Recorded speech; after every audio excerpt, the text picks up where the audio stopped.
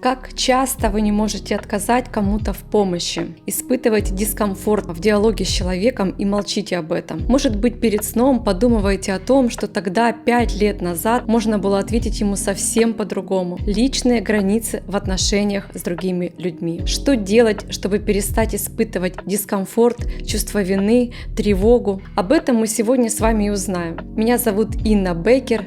Я практикующий специалист. Давайте же начнем. Что же такое границы? Это ваша личная система безопасности, которую вы выстраиваете на протяжении всей вашей жизни. Это ваше хорошо и плохо, ваше нравится, не нравится, как с вами можно и как с вами нельзя. Это приобретенный навык, который можно и нужно развивать и тренировать. Ведь пока вы не осознаете собственных границ, вы не можете понимать, где граница другого человека.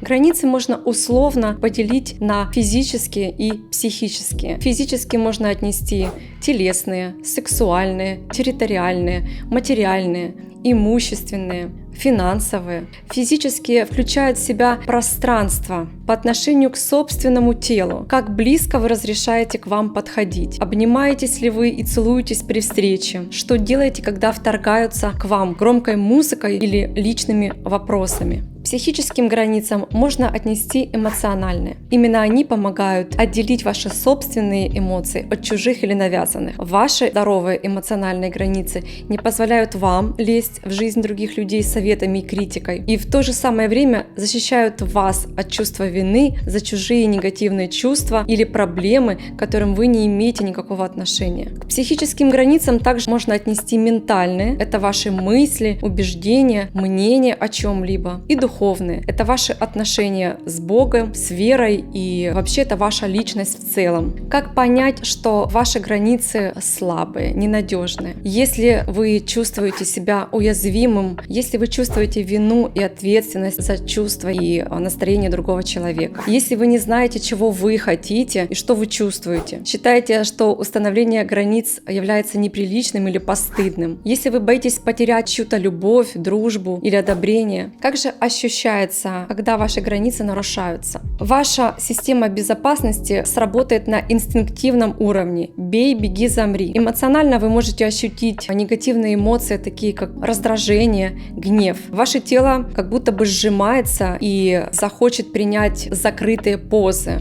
Захочется дистанцироваться от человека, из контакта выйти, убежать куда-нибудь, либо сагрессировать. Тоже может быть нарушителями личных границ. На самом деле ими может быть кто угодно, но зачастую это наши близкие люди. Родители, дети, партнеры, друзья, коллеги. Обращайте внимание на тех людей, в контакте с которыми вы чувствуете себя в позиции ребенка. Если вы уже вышли из детского возраста, возможно, вы общаетесь с кем-то из позиции родителя. Эта позиция всегда сверху. Тот человек, который находится в позиции ребенка, его границы зачастую будут нарушаться.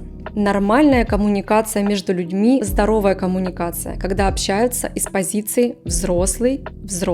Как может проявляться в моменте нарушения ваших границ? Это, конечно же, непрошенные советы, контроль под видом заботы, требование отчета, принимаются за вас решения или строятся планы без вашего ведома. Что-то вам разрешают либо запрещают, знают как лучше, навязывают свое мнение, критикуют внешний вид либо ваше решение, решают, кто подходит вам для отношений, кто подходит вам для дружбы, без предупреждения вторгаются на вашу территорию либо пользуются вашими вещами. После общения с такими людьми вы можете ощущать упадок сил либо негативные эмоции. Маркерами в начале отношений может быть слишком быстрое сближение, давление, например, признание в любви на 3-й день знакомства, либо просьба рассказать о прошлых отношениях в интимных подробностях. Все, что погружает вас в невыгодное или неудобное положение, говорит о нарушении ваших границ.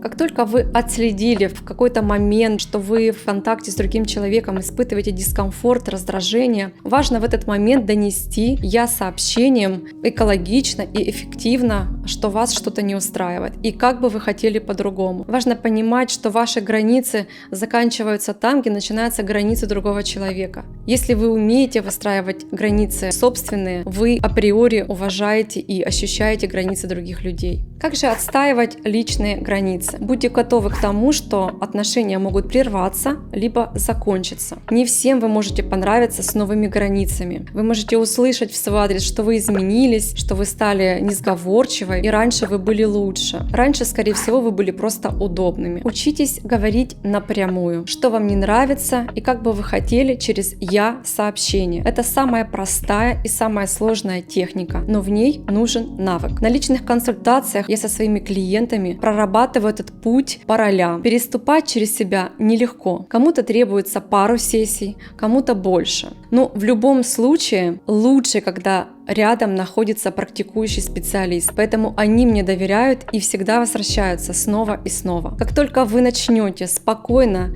и честно и прямо говорить, что вам не интересно, не нравится, не подходит, другие люди как будто бы тоже получают разрешение, что так можно. Можно заявлять о своих потребностях напрямую, без манипуляций, ведь они забирают огромное количество жизненной энергии. Если вас не слышат и продолжают нарушать ваши личные границы, возможно, нужно увеличить дистанцию или прекратить на время эти отношения. Я бы хотела напомнить, что эта информация общая, и каждый случай индивидуален, поэтому лучше каждую ситуацию рассматривать в индивидуальной консультации со специалистом.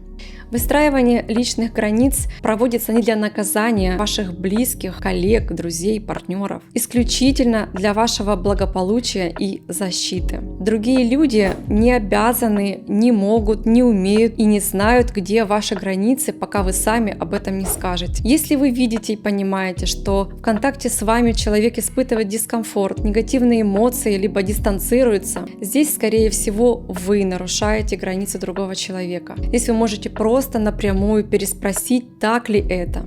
Выгоды от здоровых границ.